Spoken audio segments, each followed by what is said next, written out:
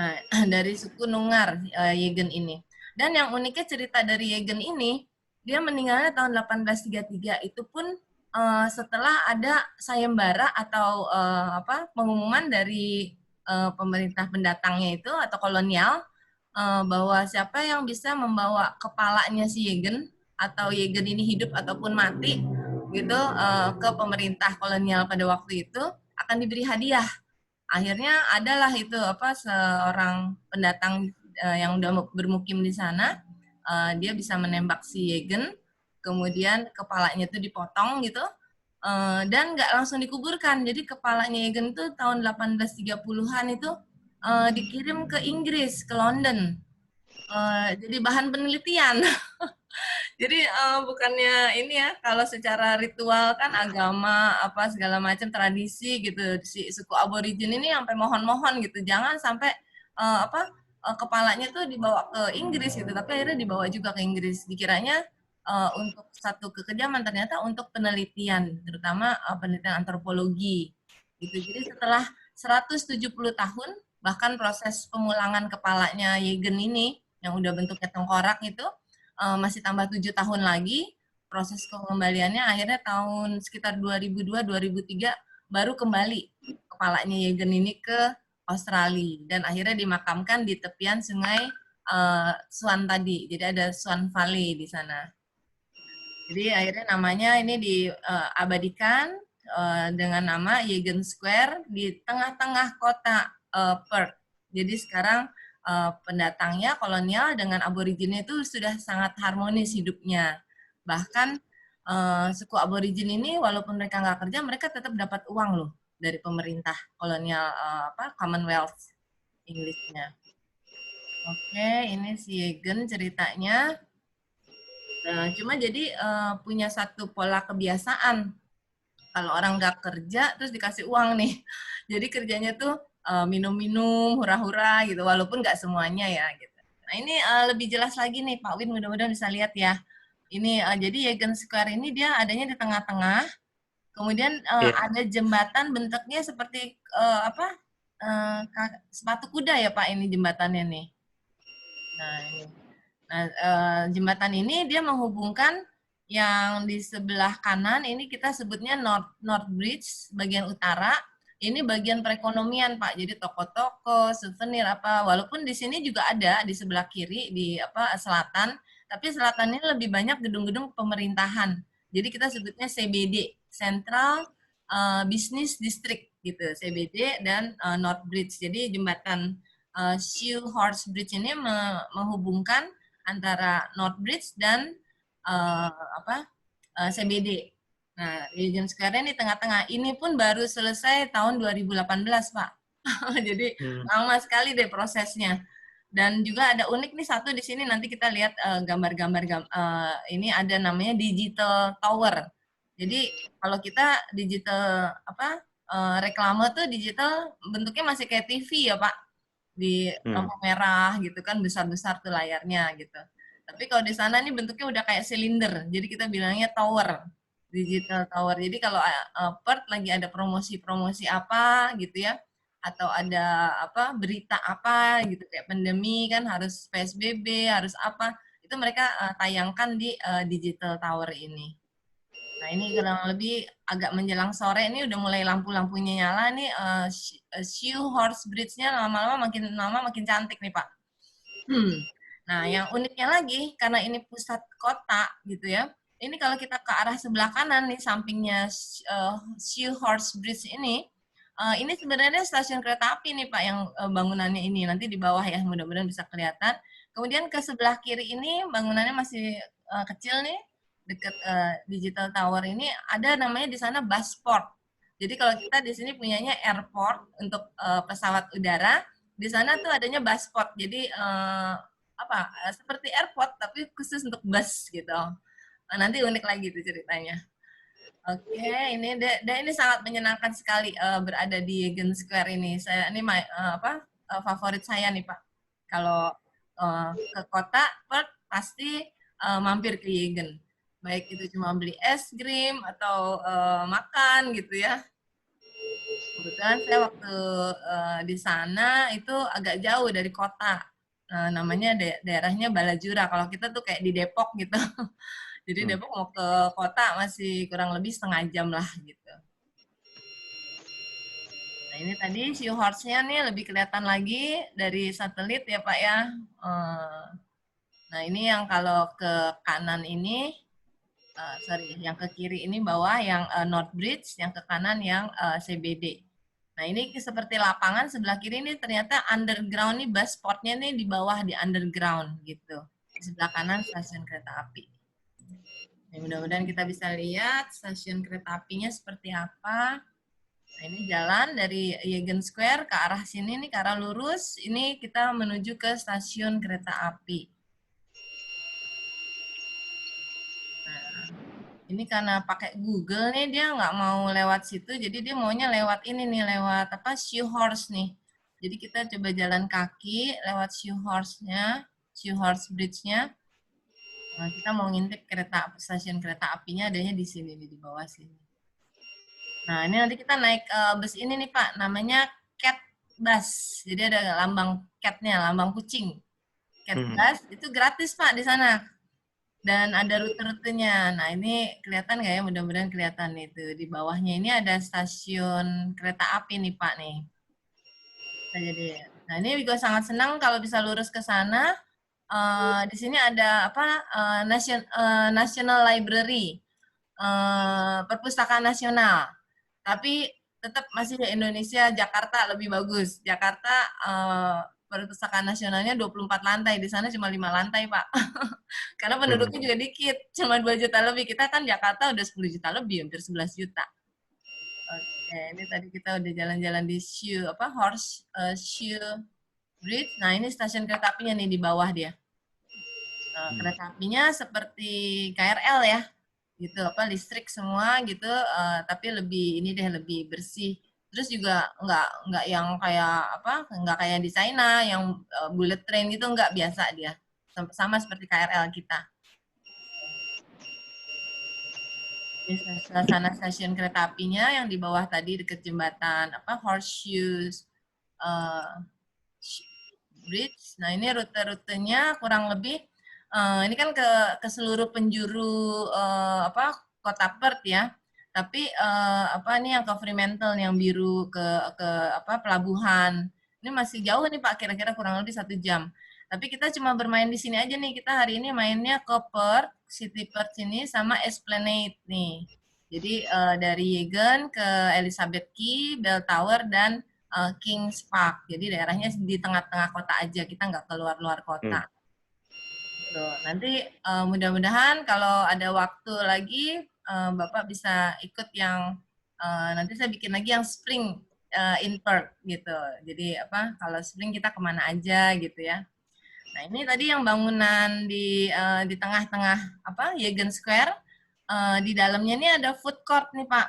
Food courtnya juga apa ya bersih deh kayak hotel ya. Nggak kayak food court, tapi ini tempat umum. Dan yang paling seru adalah wifi-nya kenceng banget.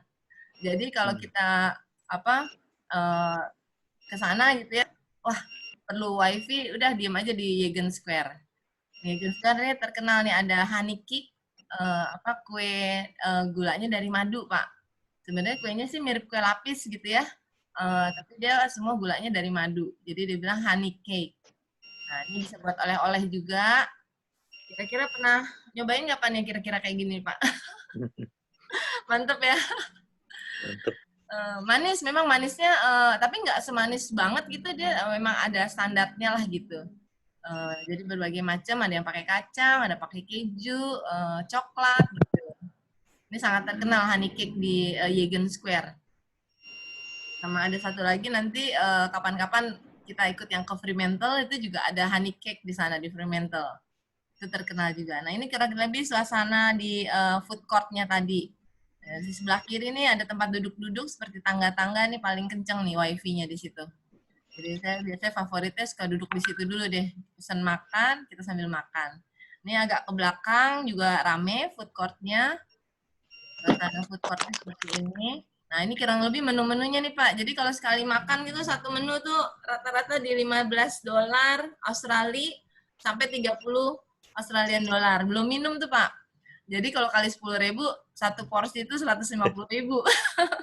Ah, Jadi kita benar-benar mesti siap-siap deh untuk Australian dollarnya tuh dikumpul-kumpulin dulu gitu ya. Eh, jadi ini 15 dolar sampai 30 dolar. Ini bahkan minum aja kan paling murah apa nih? 4 dolar. 40.000, Pak. Jadi apa kayak yang apa kayak Thai tea apa gitu ya di sana bisa 6 sampai 7 dolar gitu. 60.000, 70.000. Kita di sini masih 30-40 kali ya masih ada ya. 30. Ini khusus dia bahan-bahannya dari fish, dari ikan. Karena kan memang itu kan tadi di daerah pesisir ya. Jadi kalau ikan-ikan tuh di sana lebih seger gitu. Tapi sayurnya juga ada, mereka punya lahan apa perkebunan gitu. Ini fish and chip mirip di Jakarta. Ini juga apa skrim apa skol gitu misalnya udang pakai mayones gitu ya. Pakai salad. Wah, udah mantep deh, Pak. Tapi ya itu harganya kurang lebih di 15 sampai 30. Jadi memang benar-benar puas dan porsinya memang besar, Pak gitu. Jadi kita kalau makan kalau kayak saya sih cewek gini makan sendiri nggak kuat gitu. Jadi mesti berdua gitu sharing. Jadi paling enak minimal kita jalan-jalan ke sana berdua. Terus kita jalan-jalan sendiri, jadi kita bisa explore semuanya, Pak gitu. Kalau ikut tur kita diburu-buru waktunya. Apa? Wah, di sini nggak bisa lama-lama, cuma 1 jam. Wah, udah deh. Baru mau pesan makan, udah mau jalan lagi. Nah, ini suasananya tadi di dalam food court juga favoritnya mereka ya burger gitu, bule-bule itu burgernya juga gede banget gitu, nggak kayak kita burgernya kecil-kecil di McDonald tuh kecil ya, udah di Indonesia kan, kalau di sana besar-besar, tuh sampai 2 tangan gitu pegang. Jadi bener-bener makannya sesuai dengan harga lah. Kita bayar mahal gitu ya, 15 dolar atau 30 dolar, tapi dengan porsi yang memang bener-bener besar gitu. Kecuali ada juga kalau kita sih di sana tipsnya sambil jalan-jalan itu cari yang happy hour. Happy hour itu biasanya antara jam 3, jam 4, jam 5. Itu banyak diskon gitu. Bisa juga beli satu dapat satu gitu. Jadi beli satu harga dapat dua gitu ya. Nah, ini yang Egan Square tadi nih. Tadi dia dari dalam ini, di food court-nya di dalam bangunan ini. Nah, kita rencananya mau nyebrang ke sebelah kanan ini ada Busport. Nah, ini dia Busport-nya. Kalau kita di sini masih apa punya airport, belum punya Busport ya, di sana udah Busport nih. Di basement juga dia turun. Ada tangga-tangga dulu, turun di basement tadi kan apa di atasnya seperti lapangan. Jadi di sini ada monitornya nih, Pak. Ada pusat informasi gitu ya. Kita bisa pakai apa kartu gitu kayak kartu busway. Nah kartunya seperti ini kurang lebih kartu busway. Kemudian nanti kalau di busnya itu kita hanya tinggal tap-tap aja. Busnya juga nggak beda jauh sama bus kita nih. Ada tap dan di sana itu kalau kita beli tiketnya atau kita tap sekali itu bisa berlaku sampai 2 jam. Jadi selama 2 jam kita mau naik lagi atau apa itu kita masih no charge. Tapi kalau dari 2 jam baru kita kena. Ini ada 2 dolar atau berapa gitu. Ini harusnya kena 2 dolar. Tapi karena kita belum 2 jam, jadi kita masih gratis tuh kalau naik turun bus yang jaraknya cuma 2 jam. Kemudian, nah ini kira-kira suasananya bus spotnya seperti ini di bawah. Ruang tunggu lounge-nya seperti di airport ya. Kemudian di sini ada layar-layar monitornya nih. Jadi kita mau kemana nih? Kita misalnya mau ke Scarborough. Scarborough ya. Scarborough ini dia nanti pintunya di pintu 5 gitu. Busnya nomor 990. Jam keberangkatnya jam 5.31 gitu. Ini benar-benar on time seperti itu, seperti pesawat. Jadi bus itu di sana benar-benar on time, terutama di bus spot ini. Nanti kalau udah mau datang nih, biasanya kan yang paling atas nih, misalnya paling atas nih ke Glendalough. Glendalough ini di apa di pintu 6. Di pintu 6 nih jam 5 nih. Uh, busnya nomor busnya nomor 15. Udah kita tinggal berdiri aja nih di samping pintu-pintu ini nih yang nomor 6 gitu. Ini kan pintunya pintu 2, pintu 3, pintu 4 gitu. Bener-bener kayak di airport gitu ya, Pak. Jadi di sana tertib sekali gitu orang-orangnya. Dan itu physical distancing-nya udah berlaku gitu. Jadi antri aja nggak mau deket-deket. Antri itu minimal 1 meter. Jadi nggak nunggu pandemi dulu. Nggak nunggu pandemi udah physical distancing gitu. Ada juga kantin-kantinnya gitu. Jadi bener-bener kayak di airport deh gitu pasportnya.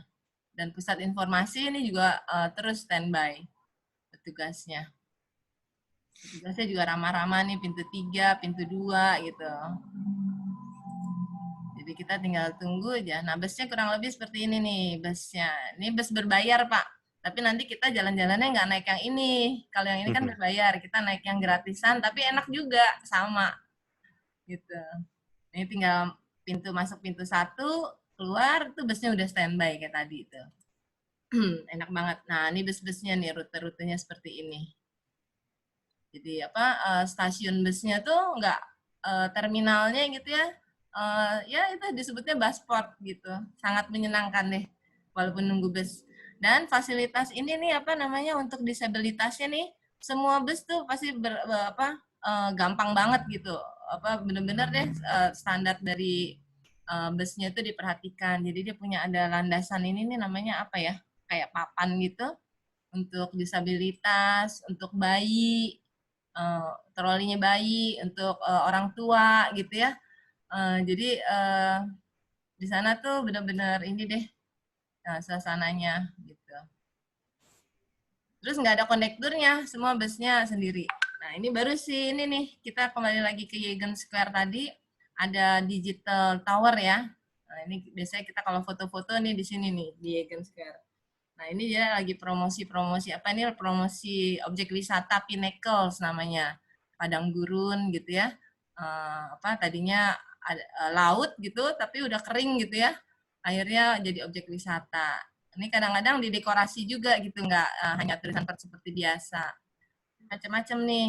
Ada setiap hari ini pasti berganti nih Pak. Bukan setiap hari, hampir 2 jam sekali. 2 jam sekali ini berganti ini reklame-reklamenya.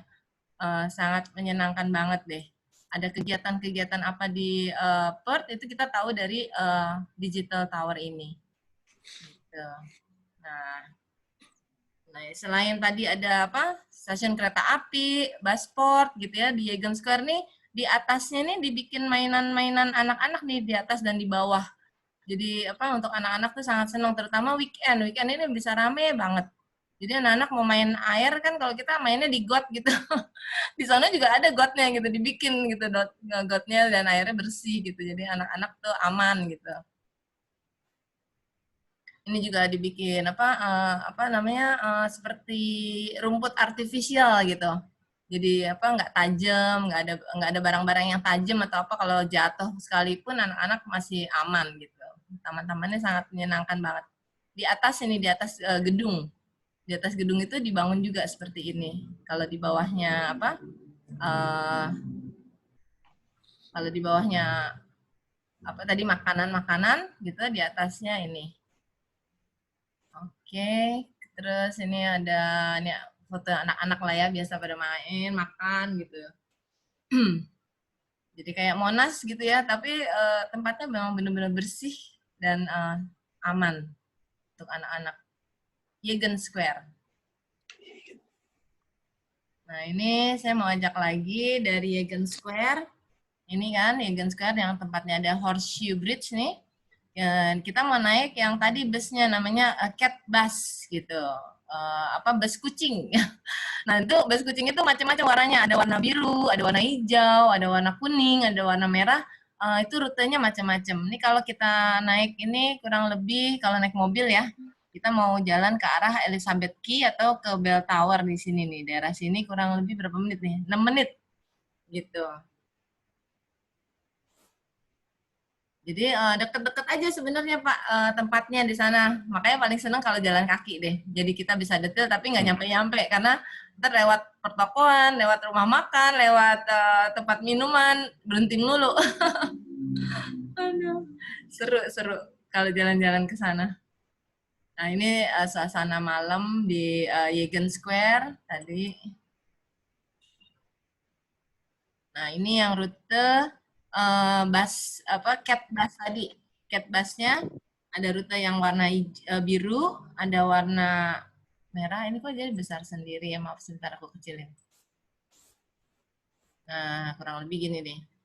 Jadi dia ada yang warna biru, ada warna merah, ada warna kuning, harusnya ada satu lagi warna hijau nih. Ini belum update nih ini ya. Nanti yang biru itu rutenya kemana aja nih? Ada poin apa halte 1, halte 2 gitu ya. Nanti kita mau naik yang biru itu turunnya di Barak daerah Barak Street atau Esplanade. Kita naik cat busnya yang warna biru. Nah, kurang lebih ini nih cat busnya warna biru nih. Taunya biru bukan warnanya biru, tapi dia sign-nya ada biru, kemudian haltenya nih di luar jendela ini kelihatan nggak nih warna halte nomor 10 nih. Ini apa? Warna biru gitu. Jadi kalau kita mau naik apa cat bus warna biru, cari haltenya yang warna biru. Kalau kita mau naik cat bus yang warna, nah ini kurang lebih nih apa tempat stopnya bus ini apa haltenya nih halte 1 gitu ya dari apa 1 itu di daerah Elizabeth Key. Nah, ini terus ada tombol tombol kecil nih di tengahnya, Pak. Ini untuk disabilitas untuk tunanetra. Kalau tunanetra kan dia nggak bisa lihat, tapi dia tinggal pencet ini, nanti mesin ini bicara gitu. 3 menit lagi bus Anda akan tiba. Your bus will become in 3 minutes gitu. Jadi tinggal pencet aja disabilitas tunanetra. Kalau yang tuna apa? Tuna rungu itu kan masih bisa baca kan gitu. Nah, ini juga nih apa bus stopnya. Ini kita dari stasiun yang di Horseshoe Bridge ini nih. Jadi kita mau naik bus cat busnya, kita jalan ke arah sini. Kita turun ke sini. Nah, ini kita lewat nih Digital Tower. Ini kita umpamakan kita di dalam bus ini nih, cat busnya nih, lewatnya ke sini nih. Nah, kita nyebrang ke sini. Mana nih? Nah, sini jalannya. Ini kadang-kadang lari-lari nih panahnya nih. Nah, ini rame banget nih. Tapi serame-ramenya di sana nggak rame seperti di Jakarta atau di Bogor juga. Bogor lumayan rame ya Pak ya. Iya, rame.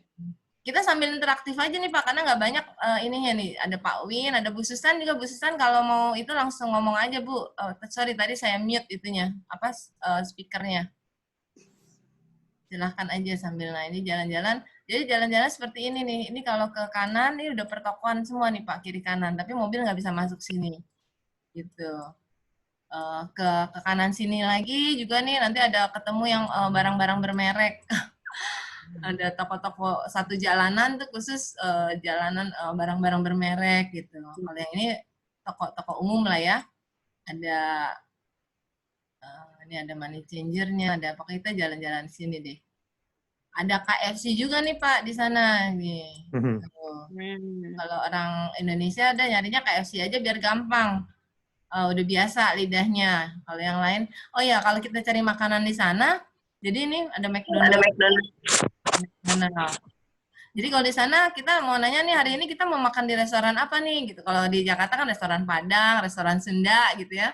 Kalau di sana mau restoran Vietnam, apa mau restoran Malaysia, apa mau restoran Thailand atau mau restoran Western gitu. Aduh uh, jadi Perth ini penduduknya jadi segala bangsa. Kalau kita kan segala suku ya di Jakarta, di segala suku lah, suku Sunda, suku Jawa, suku ini. Kalau di sana tuh penduduknya ada orang Arab, ada orang India, ada orang Chinese gitu, ada yang lain-lain juga apa. Tapi memang mayoritas kan mereka pendatang ya, leluhurnya pendatang dari Eropa, dari Inggris, dari Scotland gitu. Nah, ini kita jalan ke sini. Sebenarnya ini udah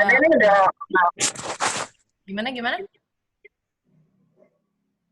Nah, ini sebenarnya udah mau sampai nih Pak nih. Sebelah kiri ini udah Elizabeth Key. Cuman kan karena kita naik cat bus itu kita nggak bisa berhenti sembarangan. Jadi kita mesti Hmm. berhentinya ada halte-halte yang tadi itu warna biru lagi, cari halte warna biru. Nah, kebetulan saya waktu itu nginepnya di hotel ini nih Pak, di dekat sini. Ini referensi nih, nanti kalau kita ke Perth ya, kita nginepnya di sini nih Pak nih. Hotel Key Hotel. Di hotel. Misalnya Kwai. Tapi ini di hotel kalau nggak salah nih masih bisa nego deh gitu harganya gitu ya.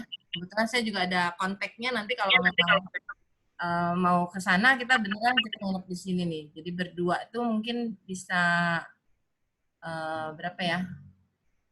Nggak sampai, mungkin masih di antara 500.000 sampai 600 ribuan gitu malamnya. Wajar ya. Per malam. Jadi kita ini, karena ini hotelnya kecil banget sebenarnya, cuman strategis dan enak banget dari atas ini. Mudah-mudahan saya bisa share ini nih, share Key Hotel. Bentar. Bisa share. Jadi di atasnya tuh ada restoran gitu. Dibilangnya sih top roof gitu ya, tapi sebenarnya nggak paling atas banget karena dia cuma 5 lantai apa 6 lantai gitu. Itu dia kita bisa lihat Elizabeth Key dari atas restoran gitu. Karena di depan ini sebelah kanannya sebenarnya tuh udah kawasan yang disebut Elizabeth Key. Nih, mudah-mudahan kebuka nih hotelnya. Jadi nggak sampai 1 juta lah bisa nego-nego gitu. Terutama kalau banyak gitu ya pesertanya, minimal 10, 20 gitu. Tapi di sana jalan-jalannya agak susah kalau mau keluar kota. Kalau bersepuluh masih oke lah. Masih bisa sewa bus yang kapasitasnya 12 orang. Itu kita masih belum terlalu disebut komersil. Tapi kalau lebih dari 14 orang itu udah harus melalui travel agent di sana. Karena dianggap itu adalah tourism activity. Kalau orang dari 14 itu masih boleh dibilang temen gitu atau saudara gitu ya. Jadi kita bisa sewa dengan harga lumayan juga sih, 300-an dolar bersepuluh. 3 jutaan ya sehari. Nah, ini kamarnya kurang lebih nih, Hotel Key Hotel. Dia depannya nih langsung lapangannya Elizabeth Key. Jadi kamarnya nggak mewah-mewah banget gitu, tapi cukup referensi dan bersih. Ini saya mau kasih lihat yang nanti ada di restorannya. Itu ada bisa lihat sebentar. Nah, ini restorannya. Jadi kita bisa lihat pemandangannya langsung ke depan nih. Depan ini adalah udah pemandangannya Elizabeth Key. Elizabeth Key ini satu kawasan yang menjadi sentral daripada semua kegiatan di Perth gitu. Oke, kita udah lihat hotelnya. Nanti kapan-kapan kita ke sana. Itu di booking.com juga ada tuh. Dia kadang-kadang ada harga-harga promosi. Nah, ini kita sampai di namanya Barak Square. Nah, tempat haltenya Cat Bus nih, kalau Cat Busnya biru, dia haltenya kayak gini, warna biru. Gitu. Nah, kita turunnya di sini. Kalau ke sebelah kanan nih, pemandangannya udah langsung dermaga-dermaga, kayak di Ancol gitu ya. Ini untuk nyebrang sungai Swan River. Jadi cuma untuk wisata aja, nyebrang atau muter, balik lagi gitu. Terus ada juga kapal-kapal yang berangkat tadi ke Rottnest Island, ke Red Island, Pulau Tikus. Nah, yang serunya di sini udah sampai di sini, kan kita tadi habis jalan-jalan juga dari Yegen, habis minum, habis makan. Nah, di sini ada toilet nih Bu, sebelah kanannya. Mana nih toiletnya? Mudah-mudahan kelihatan. Biasanya kita ke toilet dulu. Kenapa nyobain toilet di situ? Karena toiletnya itu dibilangnya smart toilet. Jadi kita sebenarnya sih toiletnya biasa ya, tapi dia semua udah pakai tombol-tombol, nggak ada handle pintu tuh nggak ada. Jadi cuma pencet-pencet untuk buka pintunya. Nah ini toiletnya nih. Jadi untuk buka pintunya ini cuma pakai tombol-tombol. Terus kita juga di situ nggak boleh lebih dari 10 menit di dalamnya. Kalau di dalam kita lebih dari 10 menit dia ada alarmnya. Jadi kita mesti pencet lagi, nambah gitu. Dan nggak bayar gitu. Terus saat kita di dalam itu semua istilahnya mau cuci tangan apa semua pakai sensor, pakai nggak ada tuh keran air putar-putar tuh nggak ada, semua pakai sensor. Mau ambil tisu juga pakai sensor. Kemudian pas kita duduk gitu di kloset, musiknya bunyi. Jadi kita di dalam toilet tuh mendengarkan musik. Aduh, ini bener-bener deh, dibilangnya smart toilet gitu. Kalau nggak salah nih pernah ada di apa nih, di detik.com apa ya, pernah aku searching-searching nih, smart toilet nih di Perth pernah diberitain orang nggak, ternyata iya semua orang pada seneng gitu, antri di apa smart toiletnya itu gitu. Padahal hanya toilet ya, tapi pengen nyobain kan gitu. Gimana sih rasanya toilet yang dibilang smart toilet? Jadi semuanya pakai sensor, hanya disentuh sama dikasih bayangan tangan. Nah, ini di Detik Travel nih pernah ada beritanya, ternyata nah smart apa? Smart toiletnya nih. Dalamnya sih seperti ini aja nih, tapi semua sentuh. Ini juga mau buang tisu ke dalam yang hitam ini kan tempat sampah ya. Ini ada sensornya. Jadi kita nggak usah buka gitu. Nanti dia terbuka sendiri, baru kita buang tisunya gitu. Jadi semua pakai sensor gitu. Toiletnya sih sepertinya sederhana, tapi smart toilet dibilangnya. Oke, sampai ke toilet-toilet nih dikasih tahu nih. Tapi di sana kekurangannya nggak ada itu hand shower, terutama yang ibu-ibu nih Bu Susan. Jadi kalau kita jalan-jalan ke Perth itu biasanya kan kita dapat air minum atau beli air minum tuh ya, kayak aqua gitu. Nah botolnya jangan dibuang biasanya, itu buat isi air. Jadi kalau mau ke toilet tuh apa kita isi botolnya dari air keran gitu. Jadi buat ya buat cebok gitu. Jadi apa? Jadi smart toilet tapi nggak punya hand shower gitu ya. Buat kita kurang smart gitu. Tapi buat mereka itu adalah smart karena mereka cukup pakai tisu aja. Nah ini di dekat Barak Square itu dekat ini ada satu hotel, Hotel Ritz Carlton. Ini juga baru diresmikan 2019 gitu. Waktu saya ke sana masih ada bangunan sana sini. Jadi ini bangunan saya lihat ini udah bukan bintang 5 lagi nih Pak. Udah bintang 6 apa bintang 7 kali ini. Udah sampai pusing deh kita kalau mau nginep di sini. Gitu.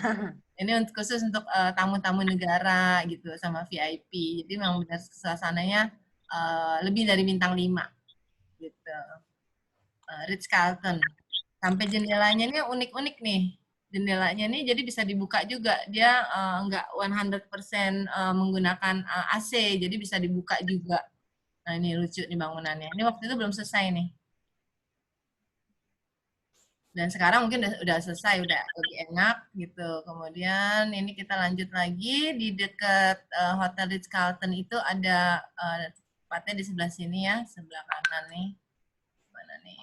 Nah ini yang disebut Bell Tower. Jadi kalau orang-orang bilang we have the Big Ben gitu Eropa ya, London itu kan punya Big Ben. Kalau Perth Australia punya Big Bell. We have the Big Bell. Jadi di London have a Big Ben, di Perth ini punya the Big Bell. Jadi kita bilangnya Bell Tower.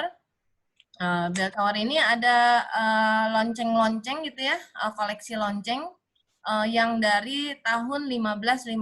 Jadi koleksi lonceng tertua itu adanya di Bell Tower ini. Makanya mereka sangat bangga.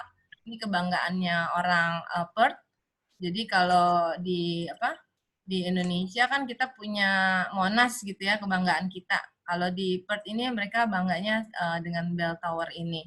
Dan setiap 1 jam itu selalu berbunyi ininya. Ini mudah-mudahan ada nih di video. Nah ini sorry. Ini Bell Towernya. Ini yang di atas. Ini banyak sekali guys. Saya lihat nih video-videonya orang pada bikin video untuk Bell Tower. Tapi yang khususnya yang ini nih, yang lonceng. Kita dengar.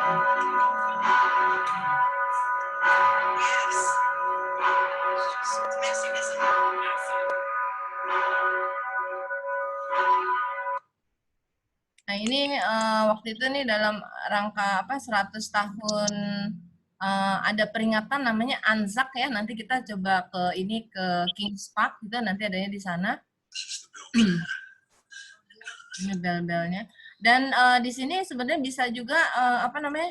Kita bunyiin bel sendiri, tapi harganya khusus hampir 200.000, 300.000 per orang, dan minimal mesti 8 orang karena memang harus tarik belnya itu sendiri. Ini di sini kayaknya fotonya nggak ada nih. Oh, ini yang di video ya. Kalau yang di foto mungkin ada saat apa narik bel. Itu belnya berat sekali. Jadi ada yang koleksi 12 bel, ada satu yang Anzac itu. Ada. Nah, ini ada foto-foto orang narik bel. Ini mesti minimal 8 orang dewasa baru bisa bunyi belnya. Itu ada harga khusus gitu. Jadi paket wisata juga mereka ke bell tower itu mau membunyikan lonceng gitu. Oke, kayaknya dari sini kita mau kemana lagi nih? Dari bell tower, kita hanya jalan kaki aja sedikit. Kita menuju ke Elizabeth Key. Ini dari bell tower ke Elizabeth Key. Ini karena ini ya, apa rutenya muter-muter nih 4 menit kurang lebih. Tapi kita lewatnya lewat pinggir sini nih. Kita lewat jembatan. Nah, ini saya stop share dulu untuk ganti ini nih, ganti tab-nya. Nah, kira-kira kalau di Perth itu seperti itu jalan-jalannya nih Pak, nyantai-nyantai aja. Apa banyak cerita lah ya di dalamnya. Sampai ke toilet-toilet aja kita ceritain gitu. Sebentar nih saya lagi stop share dulu biar bisa. Ini sinyalnya hari ini lumayan bagus. Kemarin ini mau tayang agak-agak lama banget, tapi mudah-mudahan sekarang udah bisa lagi. Nah, ini kalau lihat tadi itu suasananya nggak terlalu rame. Jadi di sana walaupun objek wisata, tapi nggak berdesak gitu. Kalaupun sampai berdesak-desak, itu biasanya orang-orang yang Perth-nya sendiri, yang penduduk Perth, yang turis lokalnya gitu, mereka lebih baik pergi ke tempat lain gitu. Jadi nggak suka apa orang-orangnya. Halo, Pak Win masih dengar suara saya, Pak? Ini sinyalnya agak-agak, baru dibilang sinyalnya agak bagus, sekarang malah jadi kurang bagus nih. Nah, ini udah kita ketemu lagi. Sebentar, ada chat nggak ya? Oh, oke, chatnya cuma satu. Oke.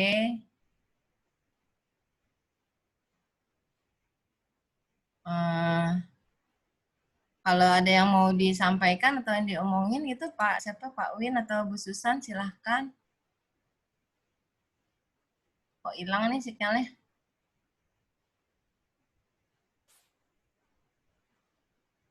Wah, sinyalnya parah nih.